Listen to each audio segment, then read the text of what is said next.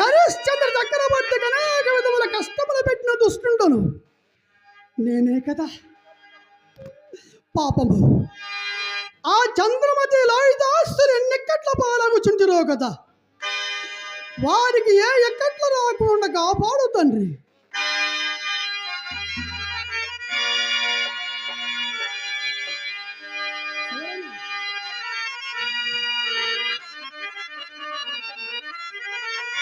ఏ ఏ ధర్మములాచరు బతగునే